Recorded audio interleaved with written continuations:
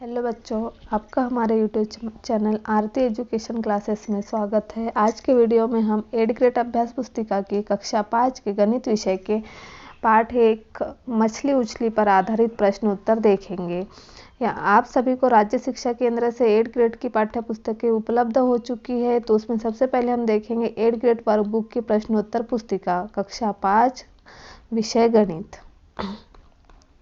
यहाँ पर हम देखेंगे अनुक्रमणिका दी हुई है। इसमें हम देखेंगे आज पाठ क्रमांक, पाठ का नाम और पृष्ठ क्रमांक। तो यहाँ पर हम आज पाठ 1 मछली उछली, हमें इस अनुक्रमणिका में पूरे 10 पाठ दिए हुए हैं, जिसमें कि हमको आज है मछली उछली, फिर उसके बाद 3 नंबर का पाठ दिया है कितने वर्ग, फिर 4 नंबर हिस्से और पूरे, और फिर 6 नंबर का मैं तेरा गुणनखंड गुणज तू मेरा, फिर 7 नंबर क्या तुम्हें पैटर्न दिखा, फिर 9 नंबर डिब्बे और स्केच, फिर 10 नंबर 10वां और 1/4 भाग, 11 क्षेत्रफल और घेरा, 13 नंबर है गुना और भाग के तरीके, और फिर परिशिष्ट दिया है गणित की वैकल्पिक विधियाँ। तो इस तरह से हमें गणित का पाठ्यक्रम दिया हुआ है 8th ग्रेड की अभ्यास पुस्तिका में। उसमें आज हम देखेंगे पाठ 1 मछली उछली के प्रश्नोत्तर। तो यहाँ पर हम देखेंगे सबसे पहले पाठ 1 मछली उछली। इसमें प्रश्न नंबर 1 दिया हुआ है 1 लाख को अंकों में लिखिए। क्या दिया है हमारा प्रश्न? प्रश्न नंबर 1 लाख को अंकों में लिखिए।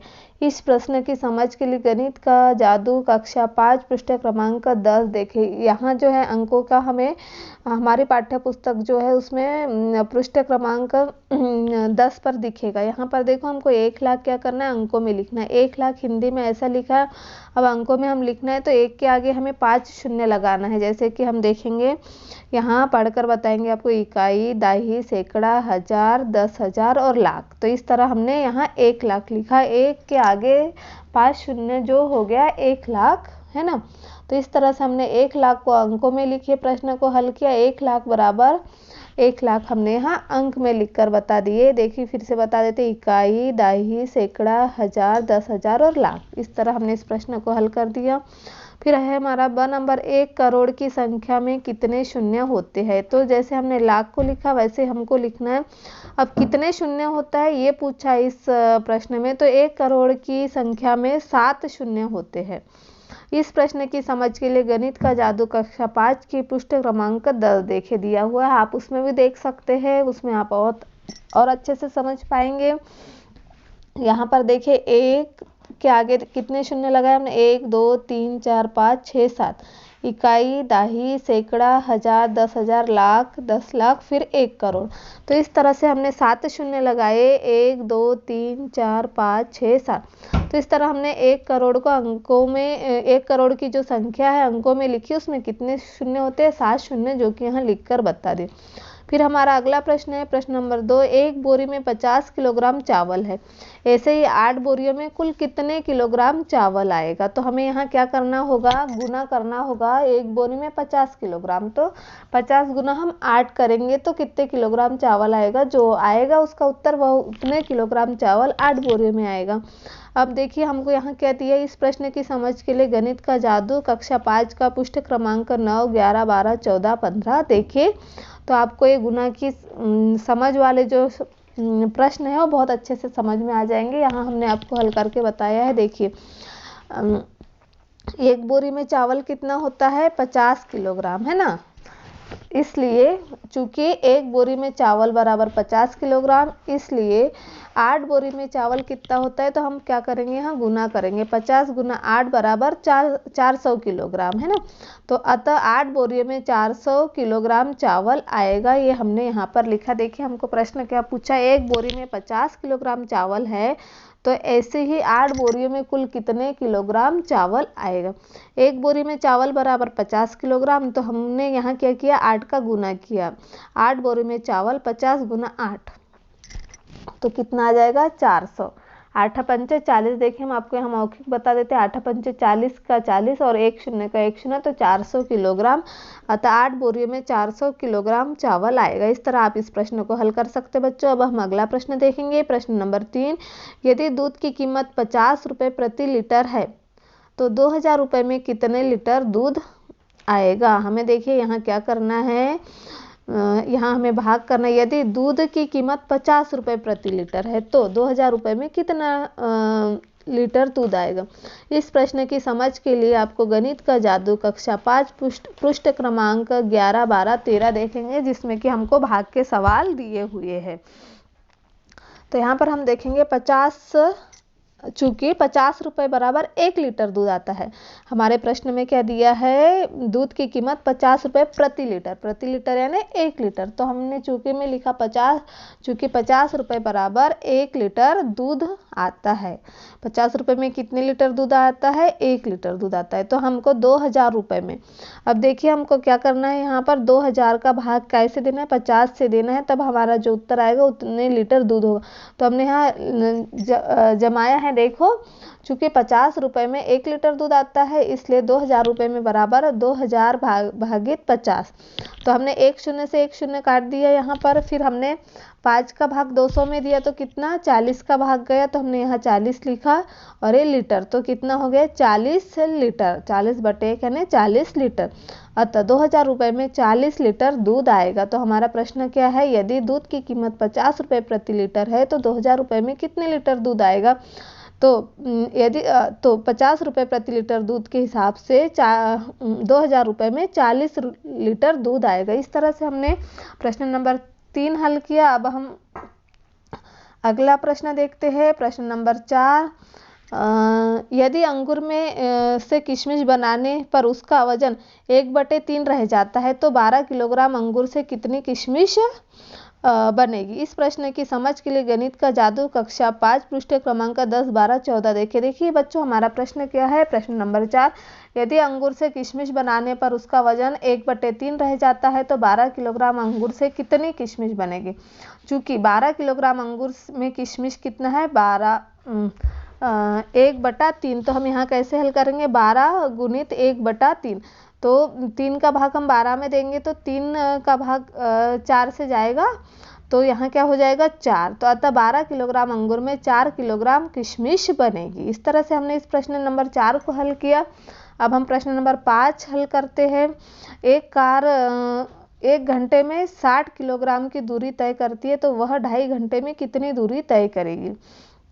यहाँ पर देखिए बच्चों हमको क्या करना है, इस प्रश्न की समझ के लिए गणित का जादू कक्षा 5 पृष्ठ क्रमांक 7, 12 देखें। एक कार 1 घंटे में 60 किलोग्राम की दूरी तय करती है तो यह 2.5 घंटे में कितनी दूरी तय करेगी। देखिए हमने यहाँ लिखा है एक कार 1 घंटे में दूरी तय करती है बराबर 60 किलोमीटर। तो कार 2.5 घंटे में कितनी दूरी तय करेगी, हम 2 सही 1/2 गुना 60। तो यहाँ पर हमने क्या करा है, हमने यहाँ पर देखेंगे 5/2 गुना 60 लिखा। तो कैसे, 2 दूना 4 और 1 5 का यहाँ 5 लिखा, बटे 2 का 2 गुना ये 60 का 60 लिखा। अब हमने यहाँ 2 से क्या करा, हल 2 काटा तो 2 का 1 हो गया, 2 एकम 2, 2 तिया 6, 6 और 1 0, तो क्या हो गया 30। तो अब हम क्या करेंगे, 30 गुना 5 करेंगे। 30 गुना 5 बराबर कितना हो गया, 150 किलोमीटर। एक कार 1 घंटे में कितनी दूरी करती है, 60 किलोमीटर दूरी तय करती है। तो 2.5 घंटे में कार ने 150 किलोमीटर दूरी तय करी। हम वैसे भी निकाल सकते, जैसे कि 1 घंटा में कितनी दूरी तय करी कार ने, 60 किलोमीटर। तो दूसरे 2 घंटे में कितना होगा, 60 गुना 2 तो 120, और फिर आधे घंटे में 30 किलोमीटर। तो कितना, 120 में हम 30 में मिलाएंगे तो क्या हो जाएगा, 150 किलोमीटर। तो इस तरह एक कार 1 घंटे में 60 किलोमीटर दूरी तय करती है तो वह 2.5 घंटे में 150 किलोमीटर दूरी तय करेगी। हम 2.5 को यहाँ 2 सही 1/2 लिखा है हमने भिन्न के रूप में। हम यहाँ पर इसको सरल विधि से 2.5 गुना 60 भी कर सकते हैं, तो भी हमारा उत्तर क्या आएगा, 150 किलोमीटर ही आएगा। तो इस तरह से बच्चों हमने प्रश्न नंबर 5 हल किया। अब हम प्रश्न नंबर 6 हल करेंगे। एक रेलगाड़ी 80 किलोमीटर प्रति घंटे की चाल से चलती है तो उसे 360 किलोमीटर की दूरी तय करने में कितना समय लगेगा।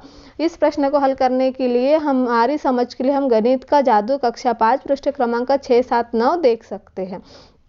हमारी समझ की आसानी के लिए। तो हम यहाँ देखो, चूंकि क्या दी हमने 80 किलोमीटर की दूरी कितने समय में तय होती है, 1 घंटे में एक रेलगाड़ी। तो 360 किलोमीटर की दूरी कितने समय में तय करेगी, देखिए हमने यहाँ पर लिखा है 360 गुना 1/80। तो हमने शून्य से शून्य काट दिया है ना। फिर हमने क्या किया, इसका भाग दिया हमने 36 का भाग 8 से, तो 8 चौक 32 है ना। जैसे कि हम 8 का पहाड़ा बोलेंगे तो उससे बड़ी संख्या, तो 8 के पहाड़े में कोई 36 नहीं आता, तो छोटी संख्या, तो छोटी संख्या क्या है 32। तो हमने 32 का भाग दिया, तो यहाँ पर क्या आया 4 बचे, 8 चौक 32। तो हमने यहाँ 32 लिखा, 36 में से 32 घटाया तो बचे 4। फिर हमने यहाँ शून्य लगाया तो दशमलव दिया, तो यहाँ पर शून्य लगा। फिर हमने 8 पंचे 40 हुआ यहाँ पर। तो क्या हो गया कि 40 8 पंचे 40, तो 40 में से 40 गया तो शून्य शून्य। तो कितना समय आया यहाँ पर हमारा 4.5। तो हम यहाँ लिखेंगे 4.5, जैसे 36/8 कितना आ गया 4.5। तो इसको हम भिन्न के रूप में 4 सही 1/2 घंटे भी लिख सकते हैं, या 4.5 भी लिख सकते हैं। अतः 360 किलोमीटर की दूरी तय करने में कितना समय लगा रेलगाड़ी को, 4 सही 1/2 घंटे, यानी 4.5 घंटे लगेंगे। तो इस तरह से हमने प्रश्न नंबर 6 हल किया। अब हम प्रश्न नंबर 7 हल करेंगे। यहाँ पर देखेंगे प्रश्न नंबर 7, यदि एक फल विक्रेता 80 रुपये प्रति किलोग्राम की दर से सेब बेचता है। एक फल विक्रेता क्या करता है, 1 किलोग्राम सेब के कितने रुपए लेता है, 80 रुपये लेता है। तो 12 किलोग्राम सेब बेचने पर उसे कुल कितने रुपए मिलेंगे। उसको 12 किलोग्राम सेब बेचना है तो उसे कितने रुपए मिलेंगे। तो देखिए हमने यहाँ पर कैसे हल किया। इस प्रश्न की समझ के लिए गणित का जादू कक्षा 5 पृष्ठ क्रमांक 9, 11, 12, 14 और 15 भी देख सकते हैं आपकी समझ के लिए। आप यहाँ पर देखो हमने लिखा है, चूंकि 1 किलोग्राम सेब का मूल्य कितना है, 80 रुपये है, तो 12 किलोग्राम सेब का मूल्य कितना हो जाएगा, 80 गुना 12 बराबर 960। तो हमने यहाँ पर देखिए 80 गुना 12 किया है, तो उसका उत्तर कितना आया, 960 रुपये आया है। आप भी इसको हल करके देख सकते हैं। अतः 12 किलोग्राम सेब बेचने पर उसे कुल 960 रुपये मिलेंगे। 1 किलोग्राम सेब का मूल्य कितना था, 80 रुपये था, तो उसने 12 किलोग्राम सेब बेची, तो 80 गुना 12, ये देखिए हमने यहाँ पर करके देखा है और गुना भी किया है। तो 80 गुना 12 बराबर कितना आ गया, 960 आ गया। तो अतः 12 किलोग्राम सेब बेचने पर उसे कुल 960 रुपये मिलेंगे। तो इस तरह हमने प्रश्न नंबर 7 को हल किया। फिर अगला है प्रश्न नंबर 8, एक व्यक्ति ने मोटरसाइकिल खरीदने के लिए बैंक से 65,000 रुपये का कर्जा लिया। उसने 1 वर्ष में कुल मिलाकर कितना दिया, 78,684 रुपये वापस किए। बताइए उसने हर महीने कितने पैसे वापस दिए। अब इस प्रश्न को हल करने के लिए हम गणित का जादू कक्षा 5 के पृष्ठ क्रमांक 11, 12 और 13 देख सकते हैं। तो इसमें हम देखेंगे बैंक से लिया गया कर्जा कितना था, 65,000 रुपये। इकाई, दाही, सैकड़ा, हजार, 10,000 देख लिया जाए, 65,000 रुपये। और उसने 1 वर्ष में वापस किया 78,684 रुपये। तो उसने हर महीने वापस किए गए रुपए कितने वापस किए, तो हमने 78,684 भागित 12, तो 6,557 रुपये। अतः उसने हर महीने 6,557 रुपये वापस किए। तो हम 6,557 देखिए उसने क्या बोला है प्रश्न में, कर्जा लिए उसने 1 वर्ष में कुल मिलाकर 78,600। 1 वर्ष में कितने महीने होते हैं, 12 महीने होते हैं, इसलिए हमने यहाँ 12 से भाग दिया और हम 6,557 गुणित 12 करेंगे तो हमारा उत्तर आएगा 78,684। तो हमारा ये क्या है, सही है। तो अतः उसने हर महीने में 65,557 रुपये वापस किए। तो इस तरह से हमने प्रश्न नंबर 8 हल किया। फिर अगला प्रश्न नंबर 9, एक लड्डू की कीमत 20 रुपये प्रति किलोग्राम तथा पेड़े की कीमत 400 रुपये प्रति किलोग्राम है। राजू के पास 800 रुपये है, जिसे वह 1/4 रुपये लड्डू खरीदने में तथा 3/4 रुपये पेड़े खरीदने में खर्च करता है। बताइए उसने कितने किलोग्राम लड्डू खरीदे। देखिए हमारा प्रश्न क्या बोला है, एक लड्डू की कीमत 200 रुपये प्रति किलोग्राम तथा पेड़े की कीमत 400 रुपये प्रति किलोग्राम है।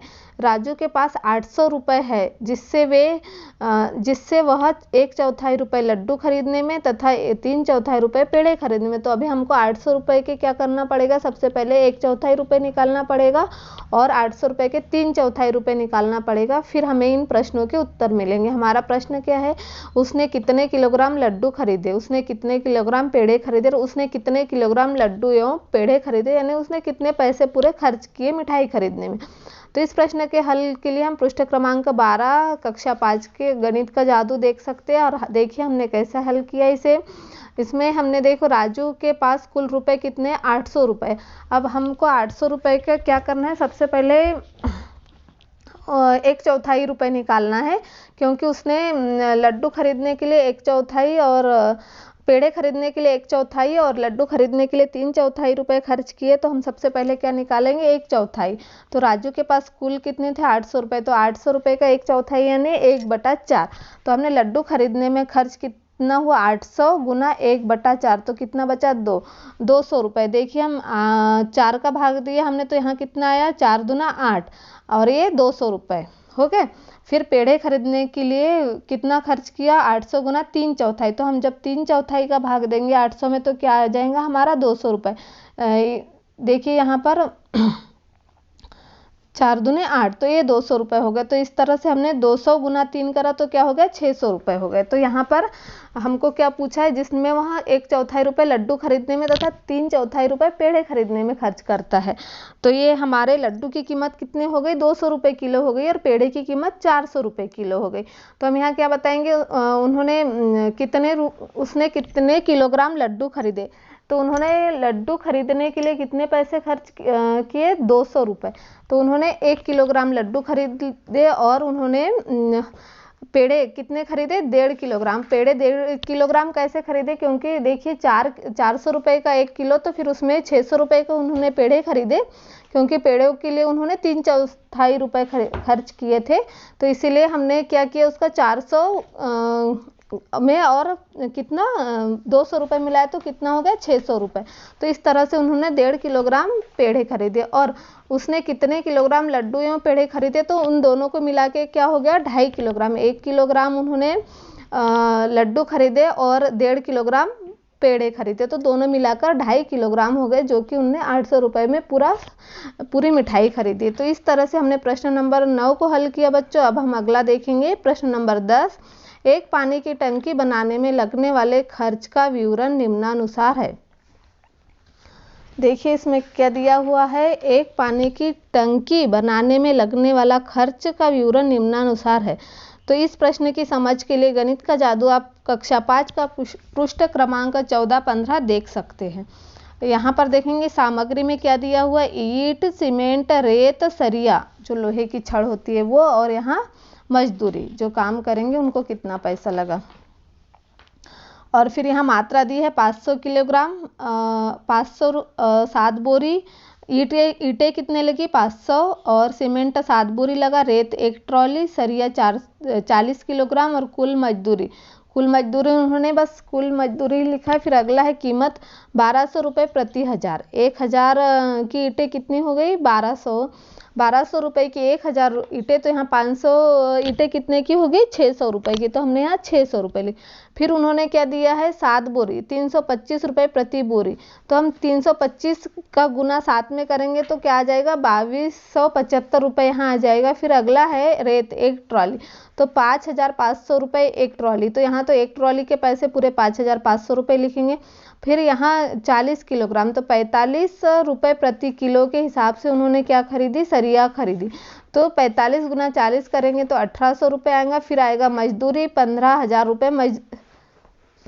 रुपये मजदूरी लगी। तो इस तरह से क्या होगा, एक पानी की टंकी बनाने में कुल खर्चा तो जो 2275, फिर 5500, 1800 और 15,000 रुपये जो है इनका जोड़ करेंगे तो फिर क्या हो जाएगा, यहाँ एक पानी की टंकी बनाने में लगा कुल खर्च 25,175 रुपये। तो इस तरह से हमने प्रश्न नंबर 10 क्या था, एक पानी की टंकी बनाने में लगने वाला खर्च का विवरण इस तरह दिया है। और इसमें दिया है एक पानी की टंकी बनाने में कुल खर्च लगा 25,175 रुपये। तो इस तरह से हमने कक्षा 5 की गणित विषय का पाठ 1 है हमारा मछली उछली। तो इसके प्रश्नोत्तर हमने आज हल किया। आने वाले वीडियो में हम पार्ट 2 के प्रश्नोत्तर हल करेंगे। तो इस तरह से आज हमने एड ग्रेड अभ्यास पुस्तिका गणित के प्रश्नोत्तर हल किए।